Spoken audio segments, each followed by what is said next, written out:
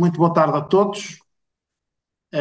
Estamos na 21ª sessão das Visões da Guerra e das Independências, ciclo coordenado pelo Coronel Aniceto Afonso, que daqui a pouco entrará connosco também, por razões pessoais não pôde estar na abertura, e do Mestre João Tavares, que está aqui connosco. E, portanto, esta é uma sessão diferente, talvez a sessão mais jovem, é a sessão com o doutor mais jovem, o doutor João Fusco Ribeiro, que vai ser apresentado pelo Coronel Borges da Fonseca nos moldes da metodologia deste ciclo.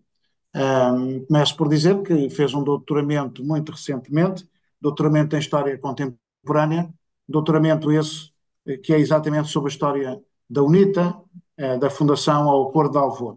E é exatamente, ou mais ou menos sobre esse tema, que o João Fusco Ribeiro nos vai aqui hoje falar. É muito importante percebermos a UNITA no contexto da guerra e da independência em Angola, e nesse sentido nada melhor do que ter um jovem. Eu passo agora a palavra ao Coronel Borges da Fonseca, secretário-geral da Comissão, que vai então apresentar o João Fusco Ribeiro e depois fazer as perguntas no final da sua intervenção. Muito obrigado a todos, aqueles que nos estão a ver agora e que nos vão ver, sobretudo depois, no YouTube da Comissão Portuguesa de História Militar. Muito boa tarde. Muito obrigado, meu general. Renovo os votos de boas-vindas ao Sr. Professor Dr. João Fusco Ribeiro, como a todos aqueles que assistem a esta sessão. Passo a apresentar numa brevíssima síntese curricular o Sr. Professor Dr. João Fusco Ribeiro, que é doutorado em História Contemporânea, 2023, mestre em Estudos Históricos Europeus, 2016, e licenciado em História e Arqueologia, 2013, pela Universidade de Évora. Foi bolseiro do doutoramento de 2021 a 2023 da Fundação para a Ciência e Tecnologia e trabalhou também como investigador júnior entre 2019 e 2020 no projeto financiado pela FCT Historical Sources of the Transnational Regionalism in Southern Africa, The Liberation Movements and White Africa as Driving Forces, 1960 a 1980. Ambos os projetos acolhidos pelo Centro de Investigação em Ciência Política.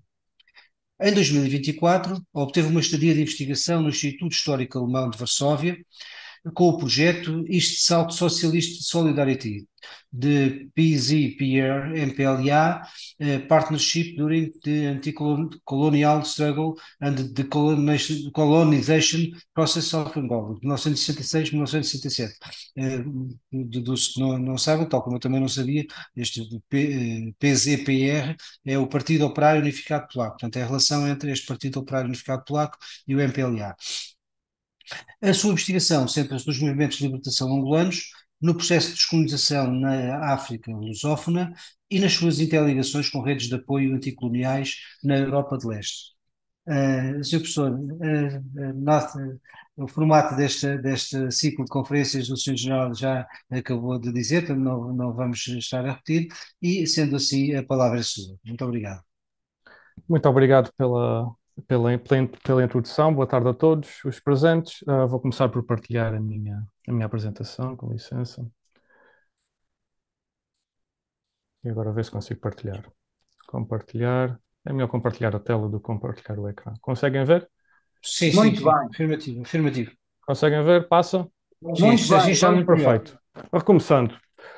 A própria fundação da UNITA, como estava a falar, foi um processo atribulado. Como se sabe, o núcleo duro de fundadores do movimento fez parte de um grupo de dissidentes liderados por Jonas Savimbi, que rompeu com a FNLA de Olden Roberto em 1964. Este grupo de dissidentes, com Savimbi à cabeça, teve relações muito próximas com o MPLA depois de sair da FNLA, firmando uma aliança com o movimento de Agostinho Neto, de onde beneficiaram de ajuda financeira e até de treino militar em campos da Frelimo, na Tanzânia. No entanto, a aliança com o MPLA após a saída da FNLA rompeu-se em 1965 por uma combinação de fatores, mas fundamentalmente devido às antipatias pessoais entre Neto e Savimbi. Na verdade, o esquema competitivo que se vivia na arena anticolonial angolana era favorável ao aparecimento de uma terceira força política que acabou por ganhar corpo na UNITA. Isto deveu-se, por um lado, à incapacidade que a FNLA demonstrou em representar os anseios políticos dos militantes do centro e leste de Angola, e, por outro lado, o nascimento da terceira força só foi possível graças à incapacidade do MPLA em integrar esta cisão liderada por Savimbi depois da saída da FNLA. Mas a fundação da UNITA resulta, acima de tudo, da incapacidade das elites anticoloniais angolanas em ultrapassarem as suas rivalidades internas e criarem uma frente comum funcional contra o colonialismo português. Isto foi, aliás, um obstáculo sistemático durante toda a Guerra de Libertação, ou Guerra de Independência de Angola, que depois teve consequências traumáticas durante a fase da descolonização e depois as consequências que se conhecem durante a Guerra Civil. Nesta fragmentação dos nacionalismos angolanos contribuiu também o aparecimento de novos paradigmas ideológicos no plano internacional, refiro-me em particular à influência do modelo ideológico maoísta. No processo fundacional da UNITA, é obrigatório convocar, então, o contributo determinante da República Popular da China. A experiência formativa dos fundadores do movimento na Academia de Nanquim foi fundamental na criação de um núcleo de comandantes com o terreno militar necessário para encetar a luta armada na Frente Leste, e esta contribuição chinesa não se esgotou no plano militar. A inspiração do modelo maoísta acabou por dar uma maior maturação política ao projeto da UNITA, que se baseou, que deu uma maior ênfase no princípio da luta a partir do interior, na insistência de uma logística baseada na autossuficiência e também no fortalecimento da retórica antissoviética que refletia, no fundo, a disputa internacional que existia entre a China e a União Soviética. E apesar da trajetória fundacional da UNITA ter decorrido maioritariamente no exílio, o discurso legitimador do movimento optou por sacralizar o que foi o momento fundacional nas matas do Mochico como uma credencial da angolanidade do movimento.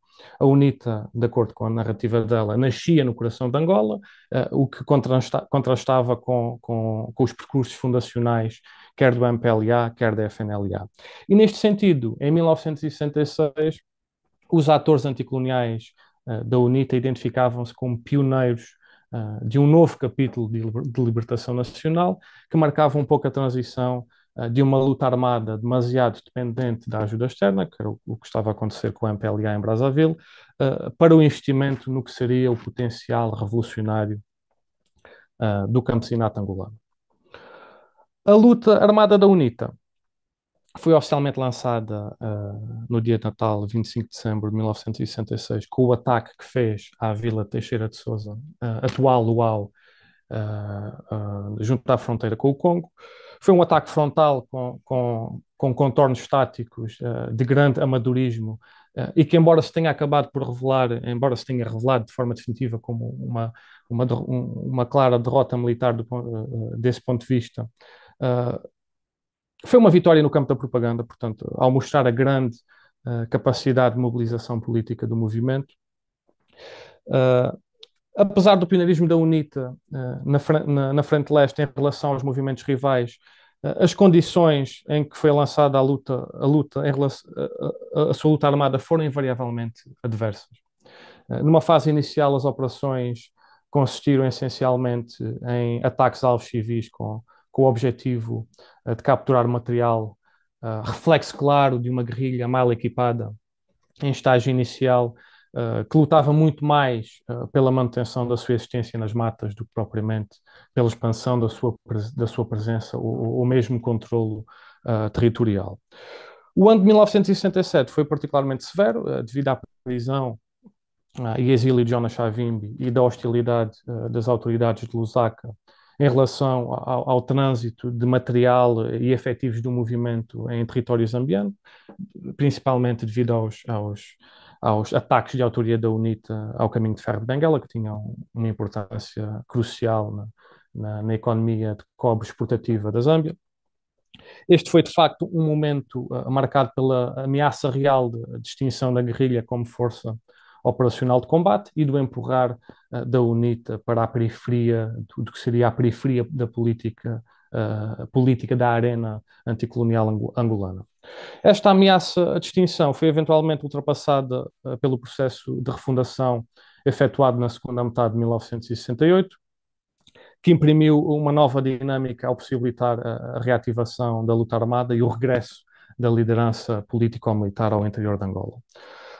Apesar disso, a sobrevivência física da guerrilha continuou a ser desafiada de forma constante pelo cerco duplo das tropas portuguesas e dos movimentos angolanos rivais, e estas pressões logísticas, estas pressões, militares, aliás, aliaram-se os permanentes problemas logísticos, que acabaram por criar um ambiente geral de desmoralização junto à guerrilha, que resultou até em diversos casos de deserções, quer a favor das autoridades coloniais ou de outros movimentos angolanos, situações que ocorreram, afetaram tanto a base como o topo da hierarquia político-militar da organização.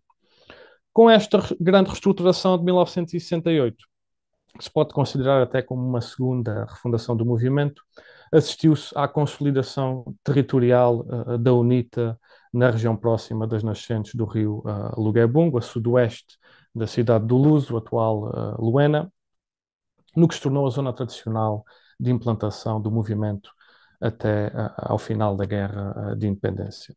Esta região de acantonamento permitiu à guerrilha resistir numa situação, muitas das vezes, de total isolamento e sobrevivência, quer à pressão da tropa portuguesa, quer ao avanço das forças do MPLA no leste, que ocorreu com particular intensidade nos anos de 1969 e 1970. Neste núcleo territorial, a UNITA procurou estabelecer o que chamou também das chamadas terras livres de Angola, através da implantação de sistemas de gestão social alternativos aos do regime colonial, uma dinâmica que foi acompanhada por uma estratégia de alto custo para atrair a colaboração voluntária das chamadas populações libertadas, através da criação fundamentalmente de serviços rudimentares de saúde, ensino e também de iniciativas de fomento agrícola.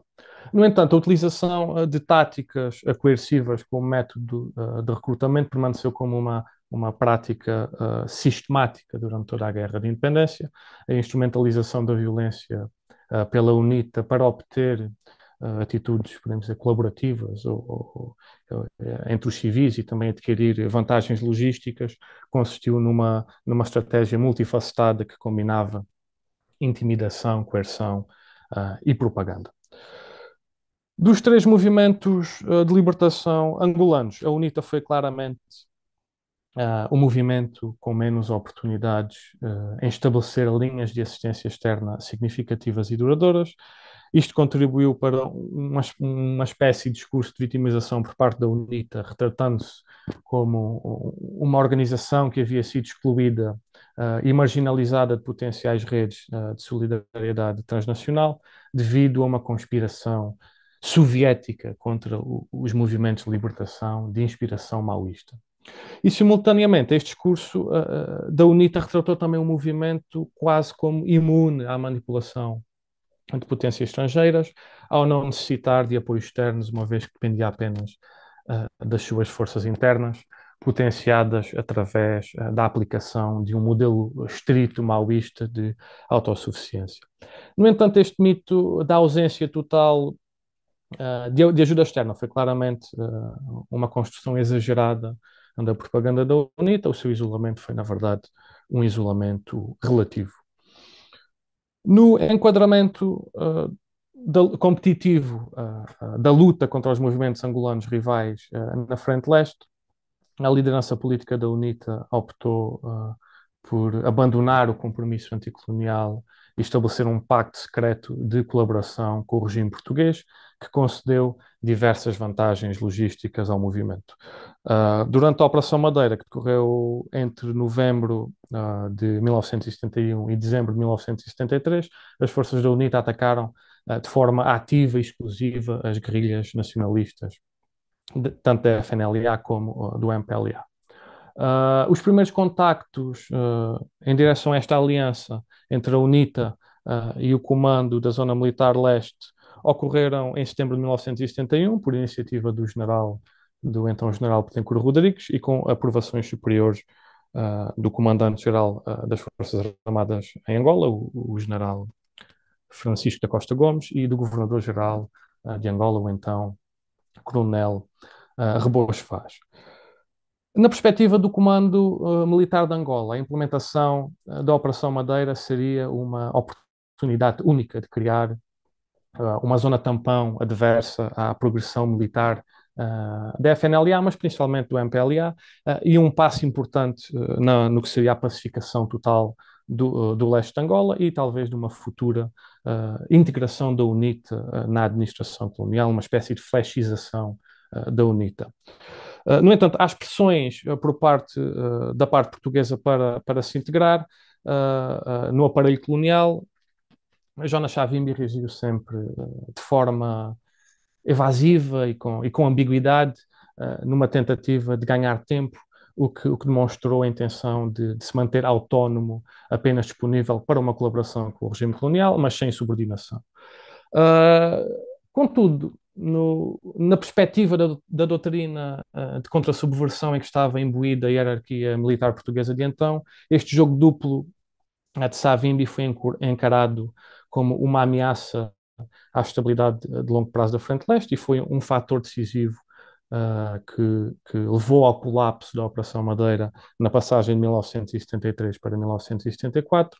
Contribuiu para isto também a substituição do general Betancourt Rodrigues no comando da Zona Militar Leste pelo general Abel Barroso Hipólito, que era um comandante com menos sensibilidade para táticas de contra-subversão menos convencionais e que era também um opositor conhecido do acordo de cessar-fogo com a UNITA desde o início.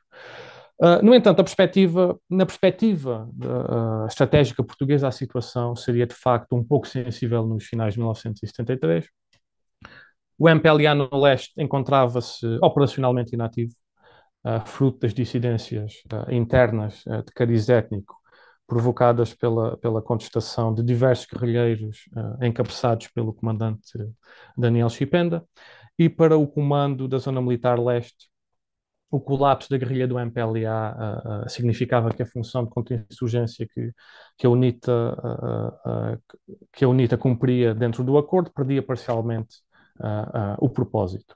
Além disso, existia também o receio que Savimbi, ao abrigo do cessar-fogo da Operação Madeira, pudesse substituir totalmente o MPLA ou juntar-se forças com a facção Chipenda e tornar-se então a força hegemónica no leste de Angola. E foi neste âmbito que as forças armadas portuguesas recomeçaram as operações ofensivas contra o movimento de Savimbi na passagem de 1973 para 1964, o que acabou até por ser uma bênção, porque se o 25 de Abril tivesse ocorrido durante o auge da Operação Madeira, a UNITA perderia totalmente a legitimidade anticolonial e seria muito difícil para as novas autoridades em Lisboa fazer com que o MPLA e a FNLA aceitassem que a UNITA se pudesse sentar à mesa das negociações para a descolonização. Nas vésperas do 25 de Abril, fica patente que as guerrilhas independentistas angolanas foram incapazes de infligir uma derrota militar decisiva às Forças Armadas Portuguesas. Contudo, o estado de rebelião permanente criado pelos movimentos de libertação em Angola contribuiu de forma determinante para a erosão do regime colonial e foi decisivo na criação das condições que levaram à realização do 25 de Abril e que iniciou o processo de democratização e o processo de descolonização nos territórios africanos. Após a Revolução em Lisboa, e mesmo perante a ausência de um programa de descolonização por parte da Junta de Salvação Nacional, Jonas Savimbi mostrou-se imediatamente disponível a negociar um cessar-fogo com as novas autoridades portuguesas. A atitude contrastou com as posições públicas do MPLA e da FNLA, embora o MPLA estivesse praticamente operacionalmente inativo em Angola, mas retoricamente recusou-se a aceitar esse repto, portanto, só se comprometeram estes dois movimentos, o MPLA e a FNLA, a abandonar a luta armada após um reconhecimento inequívoco por parte de Portugal relativamente ao direito à independência de Angola, que se materializou apenas, pensou em junho ou julho de 1974, com a promulgação da Lei de 774 pelo presidente Spínola. O pioneirismo no cessar-fogo com o exército português durante esta fase de transição permitiu à UNITA antecipar-se no livre desenvolvimento de atividades de politização em relação aos seus rivais e garantir o monopólio representativo do Planalto Central. Isto possibilitou, no espaço de meses, a criação de uma ampla base de apoio popular e de uma potencial reserva de recrutamento militar que teve particular relevância durante as fases iniciais da Guerra Civil. A partir do 25 de Abril, a UNITA começou também a distanciar-se do seu passado revolucionário, atenuando a utilização da retórica maoísta que a caracterizava em função de um discurso mais moderado e de uma abordagem pragmática às novas realidades de uma sociedade angolana extremamente polarizada e que enfrentava, não é, obviamente, as incertezas trazidas pelo processo de descolonização. Este discurso consistiu na apologia de uma fase de transição para a independência com um prazo alargado de vários anos, com contornos democráticos limitados aos três movimentos e o apelo à construção da chamada sociedade multirracial, posicionamentos estes que concederam à UNITA, valeram à UNITA o que foi o apoio significativo da comunidade branca em Angola. O processo de descolonização expôs também de forma inequívoca o problema crónico das rivalidades entre os movimentos de libertação e da consequente dificuldade em encontrar fórmulas de entendimento comum. Apesar destas rivalidades, os três movimentos angolanos e o MFA foram unânimes na canonização da legitimidade revolucionária como o único elemento que definia a validade dos possíveis interlocutores políticos para a descolonização. E este foi, aliás, um dos consensos que facilitou a criação de uma plataforma entre os três movimentos para negociar os termos de independência com Lisboa. A construção desta plataforma foi também marcada pela ação de Jonas Savimbi, ou pela percepção, mais a percepção do que propriamente a ação de Jonas Savimbi, a percepção de Savimbi como uma espécie de arquiteto de consensos e peça fundamental na criação de fórmulas práticas de unidade que possibilitaram, em particular, a aproximação do MPLA e da FNLA e que criou as condições necessárias para a realização do Acordo do Alvor. No entanto, a retórica pacifista de Savimbi tem de ser entendida, por um lado, no contexto das desvantagens significativas no campo militar em relação aos movimentos rivais, o que se traduziu na incapacidade do movimento em impor uma agenda de assalto unilateral ao poder baseada na força, como por exemplo a FNLA acabou por tentar com o apoio do Zaire, e até certo ponto pode-se argumentar que o MPLA tentou algo semelhante com o chamado poder popular em Luanda e depois mais tarde, obviamente, com a intervenção cubana e com o influxo de equipamento militar soviético. E por outro lado, a retórica pacifista de Savimbi neste período de transição tem também de ser entendida também pela vantagem política da UNITA num hipotético cenário eleitoral, um cenário eleitoral que, aliás, foi previsto no Acordo do Alvor e que nunca se chegou a realizar, mas que levou Savimbi a apostar num jogo democrático sempre limitado aos três movimentos, excluindo sempre outras organizações políticas angolanas das mais variadas ideologias e das mais diversas bases de apoio, mas que não entravam neste clube restrito e exclusivo da legitimidade revolucionária que estava apenas restringido aos três movimentos armados. Concluindo, durante a luta de libertação nacional de Angola, a UNITA teve dois contributos anticoloniais únicos. O primeiro foi ter sido o movimento de libertação que abriu de forma efetiva a guerra na Frente Leste, antecipando-se quer à FNLA, quer ao MPLA, e mantendo ao longo de toda a Guerra de Libertação uma vanguarda territorial em relação a estes dois movimentos. O segundo contributo anticolonial único da UNITA foi o da sua chefia político-militar, Savimbi em particular, ter liderado a luta armada a partir do interior, situação que contrastou com o caso de Oldan Roberto, que nunca atravessou a fronteira angolana durante a fase anticolonial, e de Agostinho Neto, que entrou ocasionalmente em Angola, mas sem nunca, no entanto, abandonar de forma definitiva a segurança do exílio, quer em Brazzaville, quer depois, mais tarde, em Lusaka. Estes dois contributos originais foram, obviamente, explorados ao máximo pela propaganda da UNITA como um elemento de angolanidade e um importante trunfo de legitimação que continuou a surtir efeitos após a independência, particularmente durante a fase da Guerra Civil. Outro contributo anticolonial da UNITA, embora não exclusivo ao movimento, foi o ter conseguido implantar nas chamadas áreas libertadas sistemas de gestão social e de esquemas administrativos alternativos aos do regime colonial, uma experiência de construção quase de uma espécie de quase-Estado que depois teve continuidade durante a Guerra Civil na Jamba, no extremo sudeste angolano, em oposição às forças governamentais do MPLA em Luanda. Por outro lado, a liderança da UNITA demonstrou a permanente disponibilidade em negociar pela sua própria sobrevivência, uma abordagem pragmática que concedeu diversas vantagens políticas e militares. No entanto, o estabelecimento de alguns destes compromissos, como a Operação Madeira com as forças coloniais e depois, mais tarde, a associação com o regime do Apartheid da África do Sul, envolveram um alto preço político que desprestigiou a reputação anticolonial da UNITA e a reputação de Jonas Savimbi como nacionalista africano. Muito obrigado.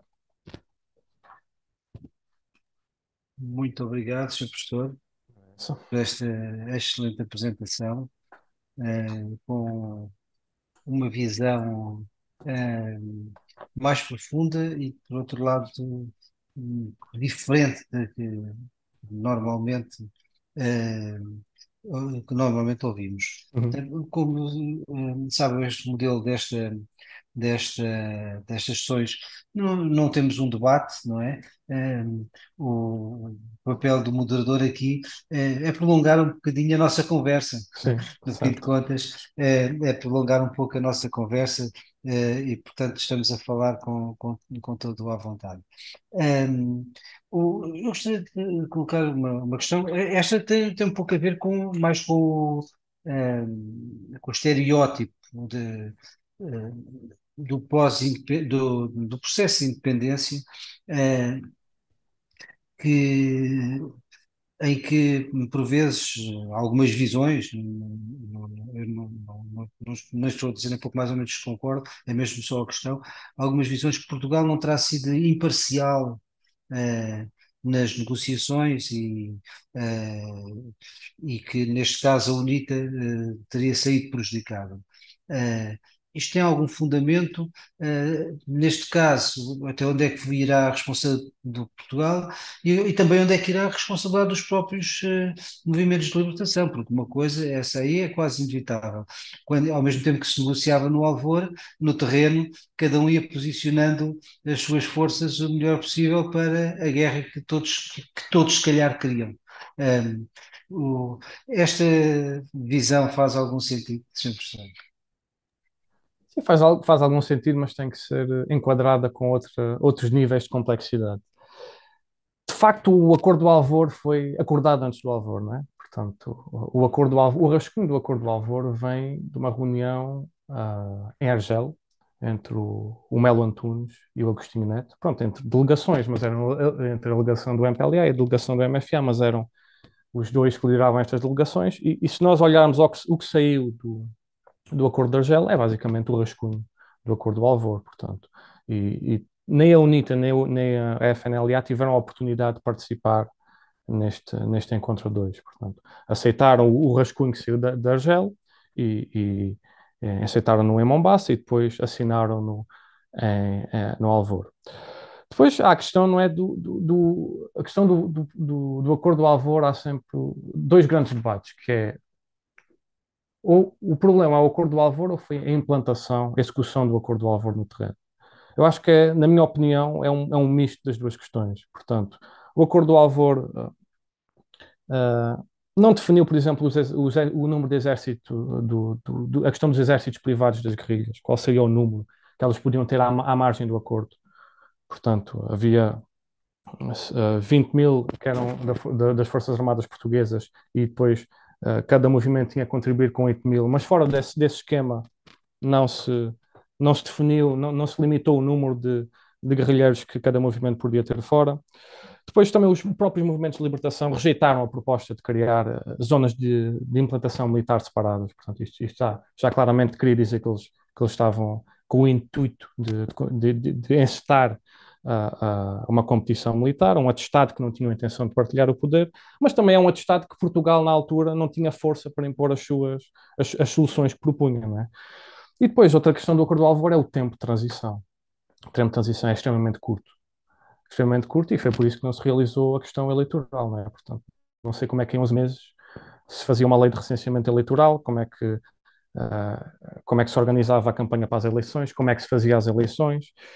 E, portanto, isto também explica um pouco o que foi a retirada prematura das Forças Armadas em Angola, porque as Forças Armadas em Angola eram para ter, as Forças Armadas Portuguesas em Angola eram para ter permanecido até fevereiro de 1976. Portanto, mesmo após a independência, mesmo após o 11 de novembro de 75, eram para ter mantido essa estadia. E depois, pronto, há outras questões, não é? Sabe-se perfeitamente que houve unidades do exército português, principalmente em Luanda, que entregaram armas ao MPLA ainda antes da independência. Também sabe que coisas semelhantes aconteceram com a UNITA, e com a FNLA no norte. Portanto, isto tem a ver essencialmente não só com a questão do que está a acontecer em Angola, mas também com as fragilidades do poder português na altura, que não conseguia, também pela situação revolucionária que se vivia em Portugal, não conseguia impor as suas soluções no processo de descolonização. E um exemplo perfeito disso é o encontro que, por exemplo, o embaixador americano em Portugal tem com o presidente Costa Gomes, em que ele acusa Portugal de estar a entregar armas ao MPLA, o que de facto seria verdade. Não sei se isso aconteceria com o controle de Lisboa, não sei se seria um pouco, talvez, o desaparecimento de alguma disciplina da cadeia militar em Angola, se não seria pela iniciativa de alguns comandantes mais ideologicamente comandantes locais em Angola, ideologicamente alinhados com o MPLA, mas em que o presidente Costa Gomes diz claramente que Portugal está numa posição em que não consegue agradar a ninguém, porque é acusado pelo MPLA de ajudar os outros movimentos, é acusado pelos Estados Unidos da América e até pela África do Sul de estar a ajudar o MPLA. Portanto, a permanência em Angola nota-se que começa a ser uma causa de grande ilusão política para Portugal, e isso explica porque da retirada portuguesa prematura do país. Muito obrigado, Sr. Professor. Gostaria de colocar de outra questão. Esta questão que lhe vou colocar agora é extremamente subjetiva, mas gostava de ouvir a sua opinião. Eu fiz 2 missões de cooperação técnico-militar em Angola, que eu estou com 14 anos de diferença, portanto, um espaço temporal significativo. E sobretudo na primeira, onde o final da Guerra Civil ainda estava muito presente, portanto, eu tinha acabado há pouco tempo. E era visível. Isto sem pretender excluir ninguém, não há aqui qualquer Uhum. segunda intenção, mas os oficiais que vinham, que eram oriundos da UNITA, eram pessoas com um visível nível de literacia superior aos do MPLA.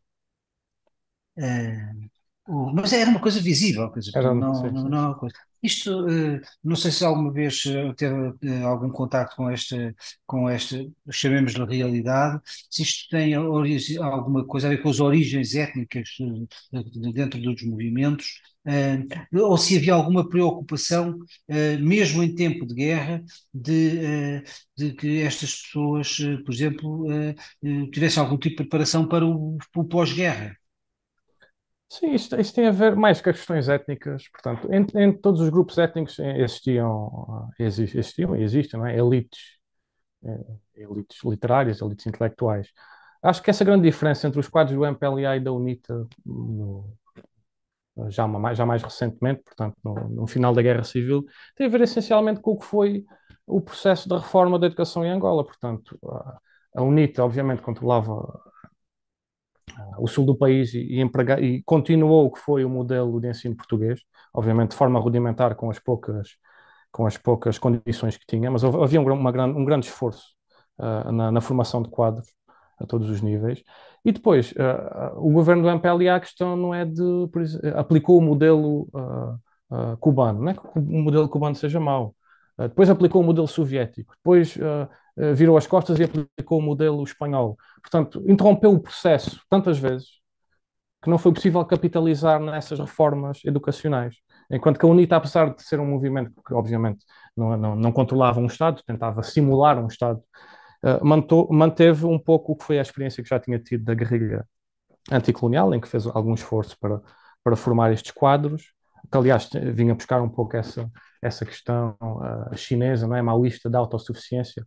Autossuficiência que quer dizer também ser autónomo em criar as próprias escolas, formar os próprios quadros e usar esses quadros para formar mais quadros ainda. Portanto, haver aqui uma questão de tornar uma logística leve, não só em termos militares, mas até em termos societais, porque a Jamba, o projeto da Jamba, nesse sentido, é um exemplo paradigmático, não é? Embora tivesse as fraquezas que se conhecem. Mas tem a ver um pouco, acho que tem a ver mais um pouco com essa diferença principalmente do MPLA ter iniciado, ter feito tantas reformas educacionais, pedagógicas no ensino em Angola, que interrompeu-se o processo demasiadas vezes. E isso acabou por ter um peso negativo em várias gerações. Acho que seria essa a minha opinião, para explicar o que é essa divergência entre o que seria a literacia dos quadros do MPLA e os quadros da UNITA, pelo menos em termos militares. Obrigado, Sr. Professor. Gostaria de colocar só mais uma questão para terminarmos. As célebres fogueiras de Savimbi existiram? Não existiram? Isto é mito? Não é? O que é que se sabe Pois, sobre isto? pois não está bem dentro da minha cronologia, não é uma coisa que eu tenha examinado de forma detalhada, não é? Mas existem várias memórias, até lá, até memórias, por exemplo, do Samuel Chihuahua, que foi um dos fundadores da UNITA e que supostamente teve uma das tias dele queimadas nessa sessão, em que ele diz que isso é verdade. E o Samuel Chihuahua morreu não, ainda é vivo, perdão, mas morreu o Savimbi e ele continuou a ser leal ao Savimbi, apesar dessas questões. Portanto, parece-me que é um fundo de verdade, mas isso é uma questão de ver as memórias também do Chihuahua, as memórias do Xinguji também, que são outros líderes da UNITA que sofreram essas represálias, mas essa tendência mais agressiva de Savimbi, principalmente depois do fim da Guerra Fria, nos anos 90, depois de 92, depois das eleições, é relativamente conhecida, não é? E, portanto, a UNITA tem esse estereótipo. Tem esse estereótipo, nos anos 90 tem um estereótipo, não é, dos abusos aos direitos humanos, e depois, nos anos 80, anos 60, anos 70, perdão, 70 e 80, tem a ver essencialmente com o que foi a associação com o regime do apartheid. Mas se nós empregarmos uma visão não teleológica da história, portanto, se começarmos a ver o processo, sem saber como é que o processo acaba, em 1975, poucas semanas após o Acordo do Alvor, a UNITA estava em contacto com os serviços secretos da África do Sul, mas a África do Sul também estava em contacto com a FNLA. Mas a África do Sul também estava em contacto com o MPLA. Houve um encontro entre o cônsul sul-africano em Luanda com uma delegação do MPLA semanas após o Alvor, relativamente a três questões. A primeira questão tinha a ver com o funcionamento, assegurar o funcionamento da barragem do Cunene. Portanto, os sul-africanos garantiam que podiam manter a segurança do perímetro e não violariam a soberania angolana, então ainda a soberania portuguesa, apesar de armarem essa segurança. O segundo ponto tinha a ver com devolver o material sul-africano que tinha sido emprestado ao exército português. Portanto, isto estava a ser negociado com o MPLA, não estava a ser negociado com as forças portuguesas. E a terceira questão, talvez mais grave, teve a ver com o perigo de separatismo, não só de Cabinda, mas no sul, no Quando Cubango, quando em março também de 1975, um grupo misto de guerrilheiros da UNITA e da SWAPO proclamaram uma República Popular da Ovambulândia. Portanto, isto seria um momento de tensão que aproximou tanto o MPLA como a África do Sul. Por um lado, porque o MPLA tinha o perigo, tinha a ameaça do secessionismo de Cabinda e não queria que o modelo de Cabinda tivesse uma réplica no sul de Angola, não é? E depois, a África do Sul, por razões óbvias, tinha medo que nessa república que tinha sido criada ou autoproclamada, não é? Também não se sabe bem a extensão desse fenómeno, fosse usado como quase uma meca para a SWAPO avançar sobre a Namíbia. Portanto, isto foi um momento em que a África do Sul estava a negociar com toda a gente, não foi só com a UNITA.